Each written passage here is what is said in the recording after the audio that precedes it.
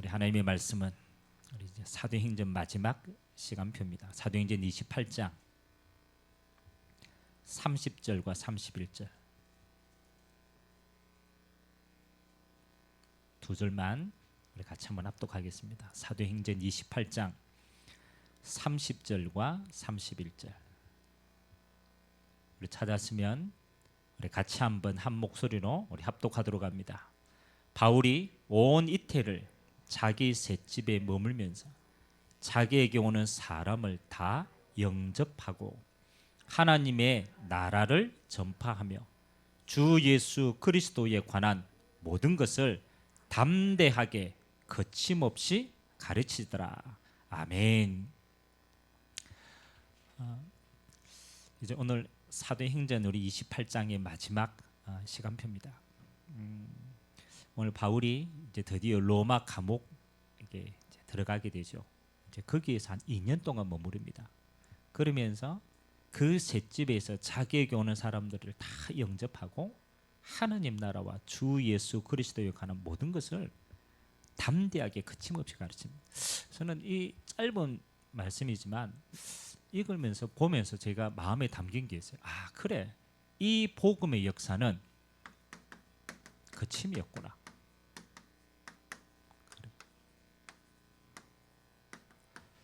거침없는 복음의 역사입니다.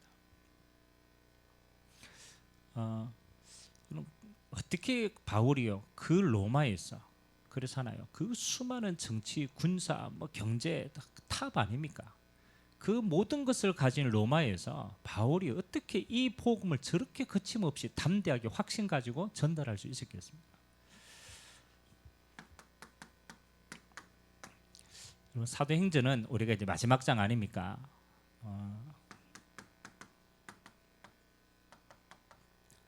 영어로는 act라고 얘기하죠.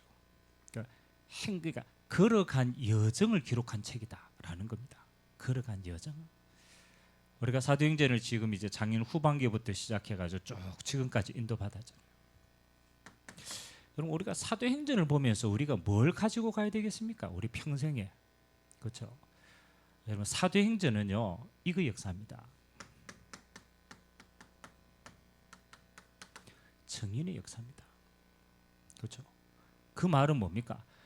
하나님의 인도받는 모든 증인들이 어떻게 응답받았는가를 아주 상세하게 기록을 해놓은 책이에요.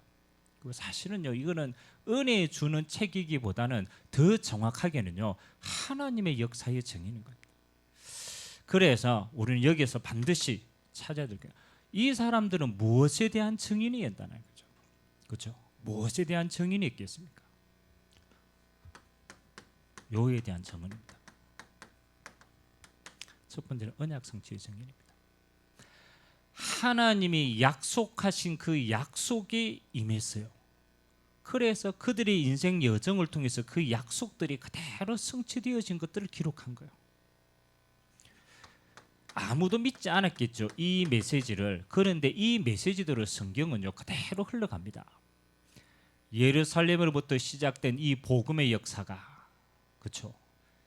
유다 땅으로 사마리아로 땅끝이라고 하는 로마를 통하여서 서반야까지 전거됩니다. 알고 보니까 이 사람들의 모든 걸음이 하나님의 말씀 그대로 인도받았구나. 이게 언약 성취의 증인이구나.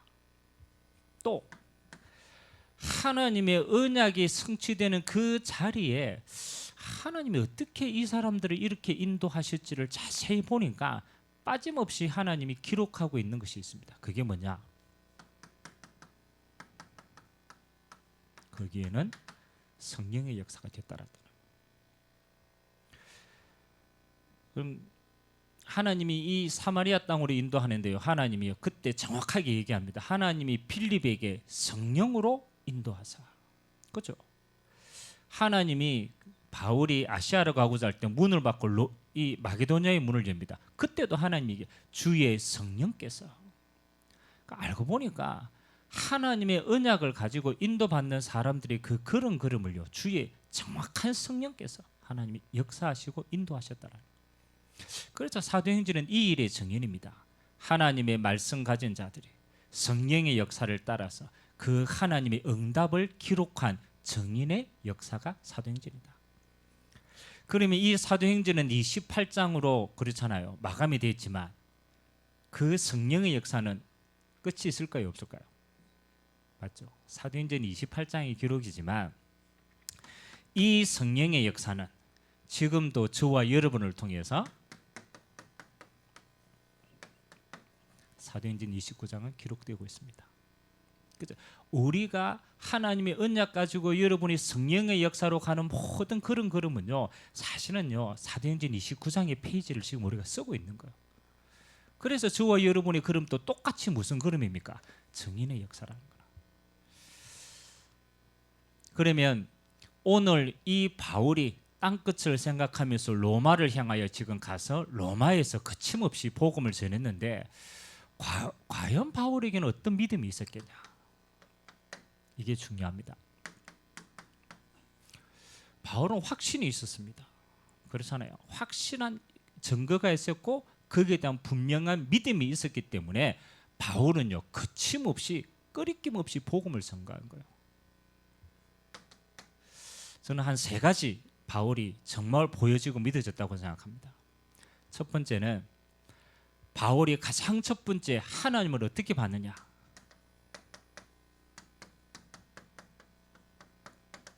역사의 주관자시다. 그렇죠? 역사의 주관자시다.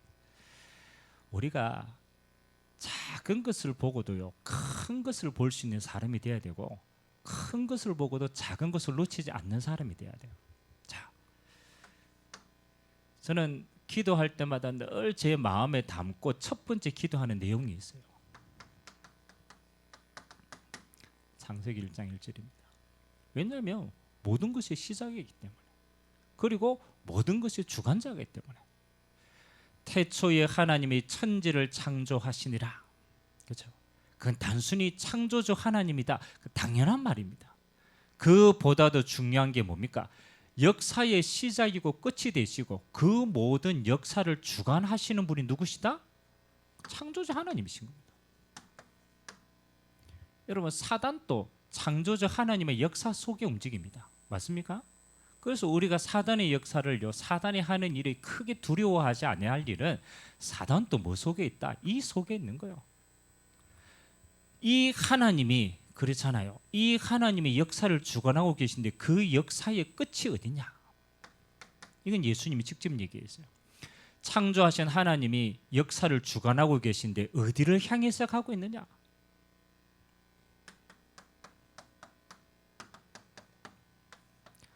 마태복음 24장 14절. 마태복음 24장은 예수님이 마지막 말세에 대한 이야기를 제자들에게 풀어줍니다. 제자들이 물어보니까 마지막 때 어떻게 되겠습니까? 그러니까 배교자도 일어나고 전쟁도 일어나고 핍박도 일어나고 환난도 일어나고 앞으로 수많은 이런 일이 일어날 것이다. 그러나 염려하지 마라. 이 천국 복음이 모든 민족에게 전거되어져야 그제야 끝이 오겠다. 역사를 주관하시는 하나님은 이 땅의 지금의 모든 역사도 어떻게 인도해 가시느냐? 그렇죠. 이걸로 인도해 가십니다. 세계 복음화의 방향으로. 하나님은 한 번도 실수하지 않습니다. 하나님은 시대마다 이렇게 역사를 인도하셨습니다. 지금도 마찬가지입니다. 하나님이 흥망성쇠 뭐 때문에 그렇게 하느냐? 요것 때문에. 그래서 하나님의 방법을 자세히 한번 보세요. 하나님이 시대마다 세계 복음의 역사를 이루어 가시는데 하나님의 방법은요, 요거하고 관계가 있어요. 강대국과 관계가 있어요. 하나님의 역사를 움직이시는데, 자, 하나님의 한 시대 애굽을 강성하게 했어요. 그렇잖아요. 하나님의 한 시대 애굽을 강성하게 해가지고 하나님이 이스라엘 민족을 어디로 보냅니까? 애굽으로 보냅니다. 거기에서 이스라엘이 민족을 이루게 되죠. 그리고 그 애굽에서 뭘 하십니까? 하나님이 출애굽의 역사를 일으킵니다. 그 말은 무슨 말입니까? 애굽을 통해서 전 세계의 우상이 전달되고 전 세계의 관심이 여기 다 있는데 하나님이 이 애굽의 우상을 꺾으시고 피 언약을 통하여서 하나님이 출애굽시킵니다. 여기에서 무엇이 드러납니까? 하나님의 언약이 전달되어지는 거예요. 그러니까 하나님이 단순하게 강대국을 세운 게 아니라니까요. 그 강대국을 통하여 하나님의 영광이 전 세계에 뻗어가는 거예요.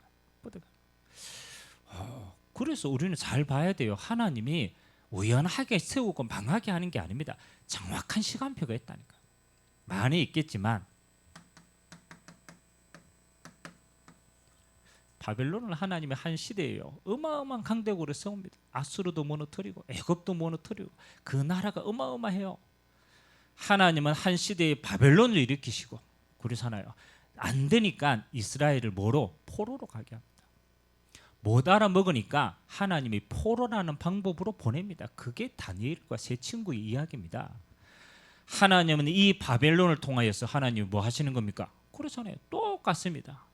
왕들 앞에 세울 렘넌트를 통하여 하나님은 전 세계 하나님의 영광을 설명을 합니다. 그리고 출발변론의 역사를 일으키십니다. 자, 이게 구약 성경의 역사거든요. 사실은 구약의 배경이 이 사이에 다 있거든요. 바울이 구약에 정통한 사람이었습니다. 그리스도의 눈을 보고 전도의 눈을 보고 세계복음의 눈을 보니까 하나님이 하신 일이 보여요. 아, 하나님이 이 역사를 움직이시구나. 그러면 바울의 눈에 보이지 않았겠습니까? 그렇잖아요.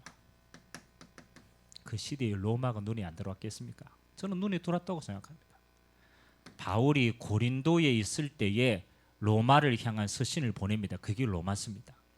이 로마서에 바울이 뭐라고 기록하고 있습니까? 그래, 하나님이 우연히 로마를 세운 게 아니다. 너희들이 로마에 우연히 있는 게 아니다. 이 로마는 로마를 통하여서 어디까지? 서반야까지. 서반야가 어디입니까? 그 당시의 세계관에는 땅끝으로 생각하는 나라입니다. 지금의 스페인이. 하나님이 이 로마를 세운 이유는 강대국으로 만들고 전 세계에 길을 뚫은 이유는 하나밖에 없다. 하나님의 세계 복음을 때문에 하신 것이다. 그러면 그 로마는 서반야까지 가는 중요한 발판이 되는 것이다. 여러분, 그냥 우리가 지금 기도하는 게 아닙니다. 하나님이 지금 역사의 주관자가 됐습니다. 하나님은 지금 또 세계 복음을 일으켰습니다. 하나님이 그 속에 세계 복음화 속에 한 나라를 일으켜 세우시고 그 나라를 통하여 전 세계에 하나님이 흩어지게 하십니다. 응답 누리게 되시기 주님의 이름으로 기도합니다. 그러면 좀 봐야 돼요. 그렇죠? 이거는 이제 성경의 역사지만 지금 하나님은 맞잖아요. 어떻게 역사를 주관하고 하나님은 세계 복음을 이루고 계십니까? 그래서 우리가 잡은 언약이 이거잖아요. 지금은요, 일시에 퍼져나갈 수 있는 거예요. 왜냐? 일시에 퍼져나가는 길이 다 뚫렸기 때문에. 그래서 우리는 237 나라를 마음에 담고 5천 종족을 살리는 이 시간표 속에 하나님이 우리를 인도하고 있습니다. 그래서 이 눈으로 여러분은 잘 보셔야 돼요. 이 눈으로 여러분의 인생을 보고, 이 눈으로 여러분의 현장을 보고, 이 눈으로 여러분의 모든 삶을 본다라면 하나님은 여기에서 모든 문들을 다 열어갔습니다. 그래서 여러분 앞으로 하는 일도, 여러분이 하는 응답도 뭐하고 관계 있어야 되느냐? 이거하고 관계 있어야 돼요. 237고 5천 종족을 향한 하나님의 시간표하고 관계 있어야 돼요. 그러면 하나님은 뭐 하는 겁니까? 이 응답을 일으킬 수 있도록 우리에게 뭐 하는 거예요? 이 시대를 열어주시는 거예요. 다민족 시대를 열어주시는 거예요. 여러분, 우리나라가 지금 그렇잖아요. 다민족 국가일까요? 다민족 국가가 아닐까요? 그렇죠? 우리나라가 지금 통계상 다민족 국가일까요? 다민족 국가 아닐까요? 아직은 아닙니다. 퍼센테이지로 보면. 근데 얼마 안 남았어요. 거의 근접했어요. 여러분, 우리나라처럼 단일 국가를 좋아하고 우리끼리 좋아하고 백예민족이라고 자존심 세우고 그렇게 했던 우리나라가 여러분 다민족 시대가 올 거라고 상상이나 했겠습니까? 안 그렇습니까? 저는 상상을 못했다니까요. 우리끼리 이랬지 과연 우리나라가 이 시대가 될 것 같아 생각도 못했다는 거예요. 근데 저는 이게 축복이라고 생각합니다. 하나님이 마지막 시대에 하나님이 그래도 복음 가진 대한민국을 너무너무 사랑하여 주셔서 이 민족이 이거 할 수 있도록 하나님은 이 민족이 다민족 시대의 문을 열어가셨다. 굉장히 중요한 시간표입니다. 우리는 그냥 다민족이다, 그냥 외국인들이 와 있네 이렇게 보면 안 돼요. 하나님이 지금 역사의 주관자라는 거예요. 그 역사가 이렇게 흘러가고 있다. 그 시간표 속에 하나님이 이 시대를 주셨다는 거예요. 그러면 다르게 보여야 돼요. 그래서 바울은 끝까지 로마로 가야 되겠다. 왜 그럽니까? 응답이 이 속에 다 있기 때문에. 우리 대학생들도 많이 참석해 있는데 여러분 꼭 기억하세요. 다민족 유학생 그냥 온 게 아닙니다. 그렇잖아요. 하나님이 그냥 보낸 게 아니라니까요. 왜 하나님이 우리나라의 K-팝의 문화를 전 세계로 뻗어갑니까? 이유가 있다니까요. 하나님이 이 민족 안에서 뭐 하는 거요? 절대 제자를 다 찾고 불러올 수 있도록 하나님이 이 시대의 문을 열어가신 줄 믿습니다. 그럼 우리 기도가 여기 있어야 돼요. 그래, 하나님의 역사를 움직이시는데 지금 시대가 이 시대구나. 그러면 이 시대의 하나님은 이 제자들을 통해서 전 세계 문을 열어가시는구나. 여러분의 기도가 새롭게 담기게 되시기를 주님의 이름으로 기도드립니다. 그래서 이번 세계 렘넌트 대회는 특별하게 이 시간표에 초점이 맞췄어요. 5천 종족을 살린 렘넌트들을 부르는 겁니다. 그래서 첫 케이스로 바누아투에 있는 똑똑한 엘리트들부터 초청을 합니다. 한 100명 정도를 지금 초청을 두고 기도하고 있어요. 앞으로 저는 그렇게 기도합니다. 앞으로 전 세계의 5천 종족 우리가 못 들어갑니다. 그렇잖아요. 그 한 종족을 살릴 렘넌트들을 우리가 키우고 파송할 수 있을 만큼 우리가 기도하고 응답 누려야 될 줄 믿습니다. 우리 시대에 이게 이루어집니다. 역사의 주관자다. 하나님이 강대국의 생을 로마의 이유를 알았다. 그리고 바울이 생을 걸고 로마까지 들어간 겁니다. 왜? 시간표를 봤으니까. 확신 가진 겁니다. 두 번째입니다. 한 시대의 역사를 주관할 뿐만 아니라 그렇죠. 하나님은 우리의 인생도 주관하고 계십니다. 이게 기가 막힙니다. 하나님이 요 시대에 요 일을 가장 잘할 수 있는 인물로 바울을 부르십니다. 그게 다메섹의 사건입니다. 그렇잖아요. 원래 바울은요 유대 족속이고 히브리인 중에 히브리인이고 바리새인이고 그 종교에 있어서 가장 똑똑한 엘리트예요. 다른 말로 말하면 유대인밖에 모르는 사람이 있단 말이에요. 근데 하나님이 이 바울을요 기가 막히게 선택을 합니다. 하나님이 다메섹에 나타나셔서 바울에게 부르십니다. 네가 왜 나를 핍박하느냐? 주여 니시오니까. 그렇죠. 나는 네가 핍박하는 예수다. 부활하신 예수님을 만나고 바울 평생의 사명을 받습니다. 너는 임금들과 왕들과 이방인들 살릴 택한 나의 그릇이다. 하나님이 저와 여러분의 인생을요 그렇잖아요. 시간표에 따라서 딱 불렀어요. 모태 신앙으로부터 부른 자도 있고 큰 특별한 계기를 통해서 나이가 좀 들어서 부를 수도 있어요. 시간표는 아무 상관이 없습니다. 하나님의 여러분의 인생에 여러분을 부를 때 뭘 주셨느냐? 그렇죠? 여러분만 감당할 수 있는 미션을 주셨어요. 그냥 복 받고 예수 잘 믿다가 이 땅에 복 받고 사는 그런 수준의 인생이 아니라니까요. 그리스도 예수님이 부르실 때 우리에게는 구원과 함께 우리를 통하여 이룩하실 하나님의 나라의 미션들을 다 주신 겁니다. 바울은요 이걸 깨달은 거예요. 이 미션을 두고 보니까 두 번째입니다. 그냥 아닙니다. 하나님의 미션이 내게 보여지면 그 다음부터 해석이 달라지는 거예요. 바울의 과거가 뭐가 됩니까? 하나님의 이유가 되어집니다. 여러분이 우리가 인생을 사는데 제가 많은 사람들을 만나서 상담도 하고 복음도 전하고 이렇게 깊이 들어가 보면요 대부분 문제가 와 있는데 어디서 잡혀 있느냐? 대부분 과거에 잡혀 있습니다. 그리고 과거의 상처에 묶여 있어요. 그러니까 절대로 안 잊혀집니다. 근데 언제 과거가 바뀌느냐? 그렇죠? 예수 믿었다라고 과거가 바뀌진 않습니다. 예수 믿어가 좋지만 그래도 과거는 과거대로 남아 있어요. 예수 믿는 자에게 주시는 뭐가 발견될 때 과거가 바뀌느냐? 여기 발견될 때. 미션이 발견되지 않으면요, 여러분의 과거는 그냥 상처입니다. 근데 바울이요, 하나님 앞에 이 미션을 딱 발견하고 나니까 자기가 예수 믿기 전에 행했던 그 모든 과거가 어마어마한 상처가 될 수 있는데, 이걸 깨닫게 나니까 그때부터 뭐가 생기느냐, 하나님의 이유가 발견됩니다. 하나님이 내 인생의 주관자가, 내 과거부터 하나님이 역사하셨구나. 바울이 더 깊이 깨달았어요. 하나님이 창세 전에 내 생명을 이미 주관하고 계셨구나. 아멘. 이렇게 되는 겁니다. 여러분, 바울의 과거를 너무나 잘 알고 있죠. 바울이요, 유대인이었지만 바울은 하나님이 이미 길리기아 다소에서 하나님이요 이미 언어를 허락하신 거예요. 헬라어를 할 수가 있어요. 아람어를 할 수가 있어요. 다시 말하면 다민족 사역을 할 수 있는 배경들 다 주신 거예요. 그리고 거기에 대한 뭘 배웁니까?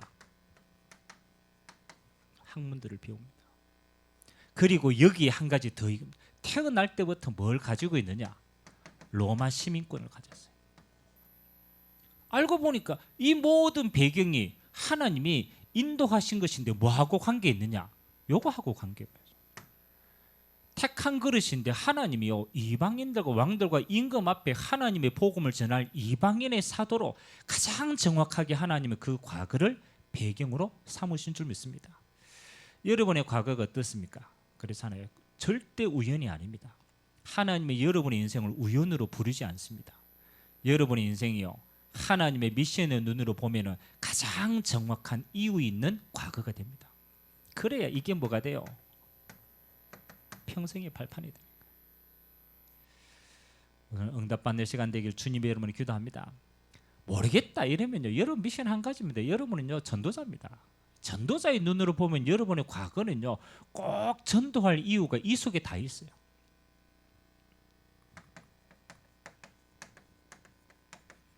바울이 모르고 예수 믿는 사람을 어마어마하게 핍박했어요. 스데반이 순교하는데 앞장서기도 하고요. 어떻게 하든지 예수 믿는 사람 저 이단을 때려잡는데 그렇잖아요. 가장 앞장섰어요. 자, 하나님이 바울의 이 과거도 그렇잖아요. 모르고 행했지만 이 과거도 하나님이 쓰십니다. 바울이요 평생 자기를 뭐라고 표현합니까? 자기를 뭐라고 표현합니까? 여러분, 그렇죠. 나는 죄인 중에 괴수다. 바울은요 교만할 수가 없어. 왜? 자기 과거가 있거든. 그리고 바울은요 이렇게 사용합니다. 나는 이 표현이 참 좋습니다. 빚진 자다. 빚진 자다. 바울이 로마서를 기록하면서도 마찬가지입니다. 로마에 있는 너희에게도 나는 빚진 자다. 왜? 나는 절대로 복음 받을 수 없는 이 상황에 있었는데 하나님이 내게 뭐? 절대적인 은혜로 복음을 깨닫게 하셨다. 먼저 깨닫게 하셨다. 그래서 나는 이 복음을 유대인들과 이방인에게 전할 수밖에 없는 빚진 자다. 여러분의 과거가 어떻습니까? 실수한 게 있습니까? 아무 상관없어요. 하나님은 그 과거를 여러분의 평생에 빚 갚으라고 주신 거예요. 아멘. 옆 사람하고 봅시다. 빚 갚으시다. 빚 갚기 바랍니다. 영적인 빛이 있잖아요. 그래서 우리는 아무 공로 없는데 하나님이 우리를 은혜로 먼저 불렀잖아요. 저는요 어떤 누구 앞에서도 있어요. 그래 하나님이 나를 값없이 먼저 부른 것밖에 없구나. 그러면 앞으로 복음 받을 자에게 내가 빚진 자다. 여기 이유가 있고 여기에 여러분의 중심이 딱 담깁니다. 바울은요 알고 있었어요. 인생의 주관자. 그래서 바울은 뭐 하는 겁니까? 자기 인생에 뭐 하는 겁니까? 아무도 도전하지 않았어요. 유대인들은요 자기 민족 복음만 하기 바빴어요. 아무도 신경 쓰지 않았습니다. 그래서 바울은 어디 합니까? 내 인생의 최고의 사명은 요거다. 이방인의 사도다. 아무도 가지 않는데요 바울은요 끝까지 이 길을 갑니다. 그 사도행전 28장에 오늘 읽지 않았지만 그 전에 보면은 바울이 이제 죄수로 이제 로마에 끌려갑니다. 로마에 끌려가서 가장 첫 번째 행한 일이 뭐냐라면 그 당시에 이 로마에 있던 유대인들 가운데 예수를 믿었던 지도자를 먼저 부릅니다. 연락해가지고 유대인 지도자를 다 불러라. 내가 할 말이 있다. 그래 이제 유대인 지도자를 다 불러가지고 바울이 자기가 왜 로마까지 왔는지, 왜 내가 이 복음을 전해야 되는지 설명을 합니다. 그렇죠? 근데 이 유대인 지도자들이 바울의 그 말을 듣고요 공감하는 놈이 없어. 다 저거 민족만 생각하지. 그래서 바울이 이사야서의 말씀을 또 끄집어냅니다. 이사야서 6장의 말씀. 야, 이 백성이 들으는 귀가 있으니까 듣는데 들어도 못 깨닫는다. 눈은 가리웠다. 그래서 깨닫지 못하는구나. 이제 이 복음을 내가 본격적으로 어디로? 이방인에게 전달해야 되겠다. 그래서 바울이요 또 이 이방인의 사도의 이 직분을 다시 한번 확인합니다. 여러분의 인생의 주관자입니다. 여러분은요 뭐 하는 겁니까? 하나님이 이 미션을 주시고 미션을 이룰 인생으로 세우신 줄 믿습니다. 그래서 저는 이렇게 기도합니다. 그래, 복음 가진 모든 사람들은 뭐 하는 사람이야? 선교사다. 이거는 뭐 우리가 해외에 나가야 되냐 말아야 되냐 그 말이 아닙니다. 하나님이 복음을 가진 여러분의 모든 인생은 뭐하고 관계 있느냐? 하나님이 2, 3, 7, 9, 5천 종족을 살리는 이 일에 여러분이 남은 인생을 축복하시고 기록하신 줄 믿습니다. 바울의 인생은요 하나도 빠짐없어요. 가장 정확한 세운 내 인생의 시간표가 어디 있는지를 알고 올인했어요. 여러분이 진짜 기도하면 보입니다. 여러분의 인생이 지금 어디에 집중해야 되는지, 내 인생의 시간표를 두고 어디에 도전해야 되는지, 여러분 인생의 주관자가 하나님인데 그걸 보게 되는 거예요. 그리고 여러분이 어디에 있든 상관이 없습니다. 여러분의 현장에 주관자도 하나님이신 줄 믿습니다. 맞습니다. 분명합니다. 내가 주인처럼 생각하지만 세상의 주인처럼 생각하지만 절대 그렇지 않습니다. 여러분의 그 현장도 누가 주인이시냐? 하나님이 주인이십니다. 하나님이 움직이신다니까요. 자, 바울이 오늘 로마에 죄수로 끌려갑니다. 은밀하게 말하면 셋집인데 사실은 가택연금이에요. 거기서 못 빠져나간다는 거예요. 그러니까 감옥에 있어요. 우리는 보통 이렇게 생각합니다. 아이고 그래, 내가 죄수인데, 내가 지금 감옥 안에 있는데 내가 이 현실과 환경에서 내가 뭘 할 수 있겠느냐. 그리고 스스로 문을 닫아봅니다.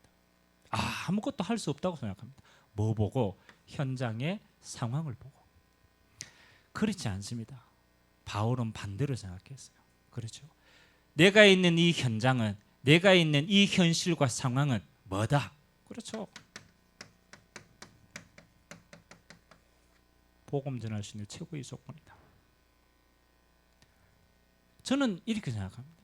바울이 1차 투옥이 지금이거든요. 또 그리고 2차, 3차까지 투옥됩니다. 그렇죠. 2차 투옥 때, 두 번째 투옥 때 쓴 편지가 디모데전서고요. 그 다음에 빌립보서입니다. 여러분 바울이 감옥 안에서 그렇잖아요. 뭐라고 고백합니까? 그렇죠. 내 육신은 갇혔지만 하나님의 일은 갇히지 않는다. 이게 중요합니다. 여러분 바울은 감옥 안에서 뭐 했어요? 여기에서 모든 제자들을 다 키웠어요. 자, 이 말이 무슨 말입니까? 여러분의 현장에, 그렇잖아요. 여러분의 현실과 현장을 하나님이 주관하십니다. 그리고 그 하나님이 역사의 주관자이시고 여러분의 인생의 주관자고 그 시간표에 여러분에게 그 현장을 맡기신 줄 믿습니다. 근데 분명히 이렇게 봐야 돼요. 그래요. 하나님이 이 현장의 주관자라면 하나님이 나를 통하여서 하나님이 가장 기뻐하시는 일이 뭔가? 이거 생각하셔야 돼요. 내 현실이다. 똑똑히 봐야 돼요. 그러나 현실은 묶이면 안 돼요. 이 현실에서 하나님이 가장 기뻐하는 게 뭐겠냐? 저는 바울이 이거 찾았다고 생각합니다. 내가 로마에서 움직이는 이 감옥 안에서 내가 할 수 있는 최고의 뭐냐? 중요한 제자들을 불러서 복음 전하고 파송시키는 거예요. 하나님이 가장 기뻐하시는 일이다. 확신 가지고 한 겁니다. 하나님의 복음은 그침이 없습니다. 안 막힌다라는 거예요. 그래서 반대로 생각해서 그래, 내가 있는 이 현장과 현실과 이 조건은 뭐 하기에 제일 좋은 거냐? 세계 복음화하기 위해 최적의 장소다. 그 눈으로 보셔야 돼요. 아유, 목사님 교회도 조그맣다고 그렇잖아요. 우리 성도도 몇 명 안 되고 아이고 이렇게 하는데 여기에서 무슨 세계복음을 합니까? 맞잖아요. 우리 생각이 그래요. 이거 밥도 못 먹고 사는데 어떻게 세계복음을 합니까? 그렇죠. 미안하지만 그 사람은 생각에서 이미 졌어요. 뭘 인정하지 않은 거냐? 그렇잖아요. 뭘 인정하지 않으세요? 저는 하나님을 인정하지 않았다고 생각합니다. 그렇잖아요. 하나님이 주인이 아니라 누가 주인이에요? 내가 주인이라. 내 생각이 주인이라. 그래놓고 내 스스로 막아놓은 거야. 아이고 여기서 뭘 하냐? 아이고 내 능력이 없는데 스스로 막아버려. 여러분 하나님이 제일 싫어하는 사람이요. 어떤 사람입니까? 스스로 판단하는 사람입니다. 그게 아담과 하와의 실수입니다. 스스로 판단해서. 하나님은요, 뭘 하는 사람을 제일 기뻐하느냐? 그렇잖아요. 요걸 인정하는 사람이에요. 하나님이 주관자가 되시지. 하나님이 주인이시지. 그러면 주인에게 물어봐야 돼요. 하나님이 여기서 하나님이 가장 기뻐하는 게 뭡니까? 바울은 그거 찾아서 응답 받았어요. 응답 누리게 되시길 주님의 이름으로 기도합니다. 여러분 상황이 아무리 안 좋아도 아닙니다. 하나님이 주관하시고 그 하나님이 일하고 계십니다. 최적의 장소다. 그래서 여기에서 할 수 있는 뭘? 최선의 선택을 하시기 바랍니다. 하나님 요거 기다립니다. 내가 할 수 있는 거 잘하는 게 아니라니까요. 하나님 앞에 믿음으로 할 수 있는 것 최선을 선택하라. 저는 바울은 그거 선택했다고 생각합니다. 내가 로마 감옥에서 내가 하나님의 주관자임을 알고 이유가 있어서 왔기 때문에 최선의 선택이 뭐냐? 로마인 제자들을 살리는 거다. 그들을 파송하는 거다. 오늘 응답 누리게 되시길 주님의 이름으로 기도합니다. 인정하세요. 역사의 주관자. 이 땅에 전쟁 일어나고 뭐 역사 아닙니다. 하나님은 그 모든 걸 합하여서 2, 3, 7, 5천 정도 살리는 일로 인도해 가십니다. 그 눈으로 봐야 역사를 가장 정확하게 해석합니다. 여러분의 인생을 어떻게 해석하면 되냐? 한 가지입니다. 미션으로 해석해라.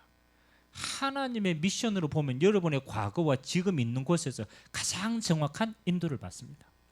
여러분의 현장, 그렇잖아요. 최적의 장소다. 하나님의 나라를 누리고 하나님의 나라를 전달할 때 가장 좋은 곳에 하나님이 나를 파송하신 것이다. 그래서 최적의 최선의 것을 선택하는 것이다.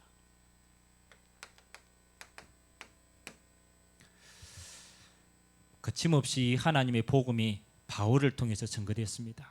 그렇죠? 오늘 한 가지만 여러분 딱 기억하세요. 첫 번째 진짜 기억하셔야 돼요.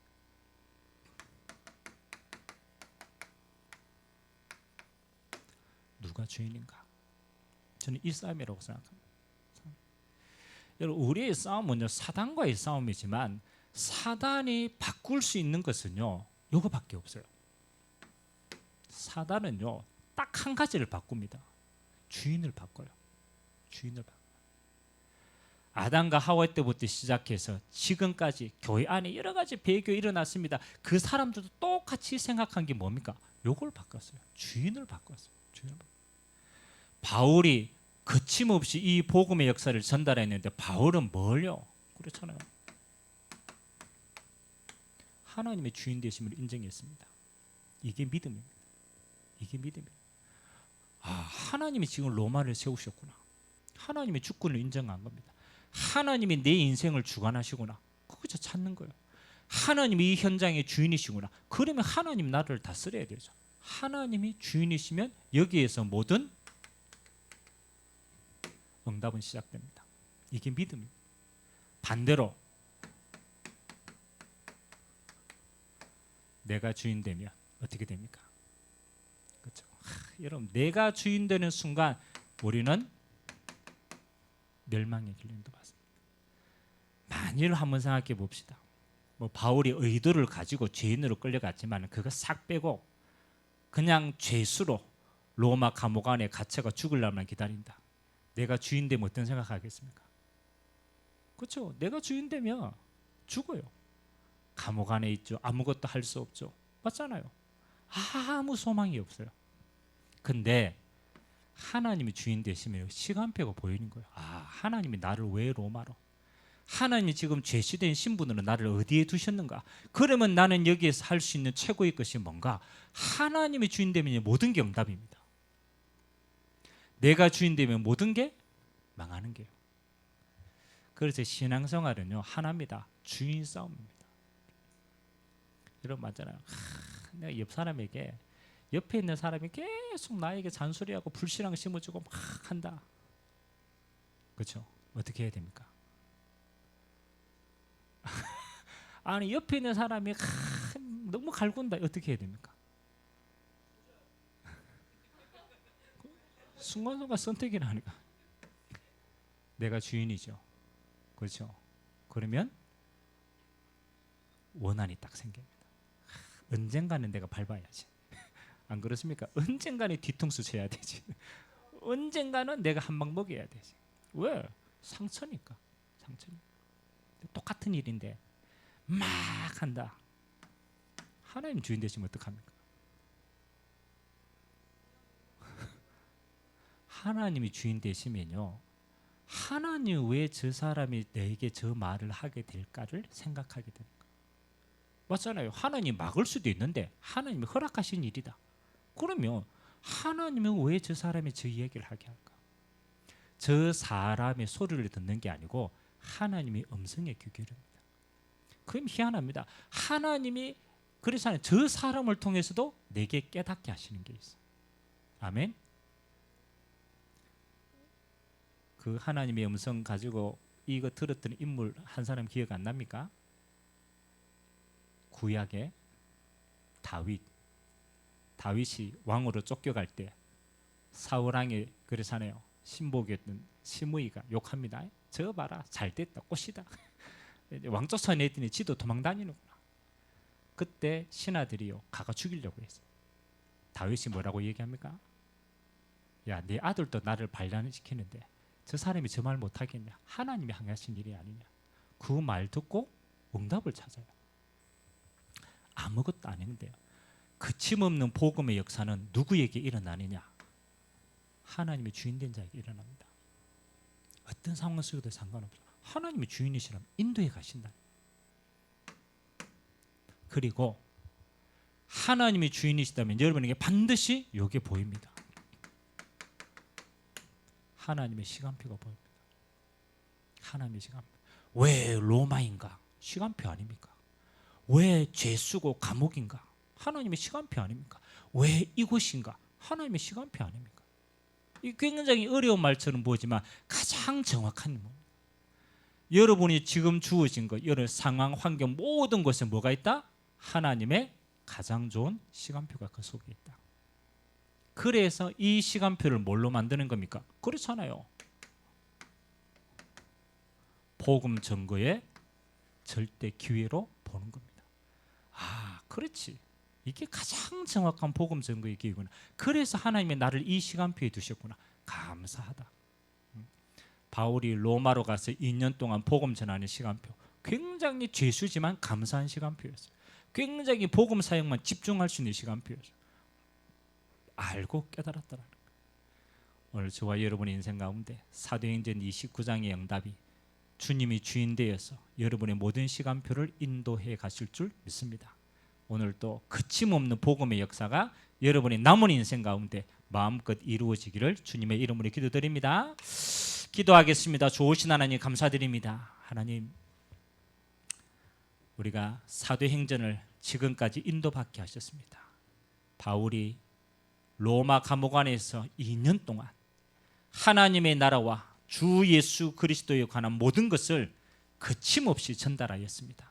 하나님 아버지, 이 거침없는 복음의 역사가 오늘 그리스도 예수를 주인 삼아서 하나님의 주권을 인정하고 내가 있는 현장이 하나님의 응답 현장임을 알고 그 속에 이 복음의 역사가 새롭게 시작될 수 있도록 주님이 축복하여 주옵소서. 감사를 드리며 살아계신 예수 그리스도의 이름으로 축복하며 기도하옵나이다.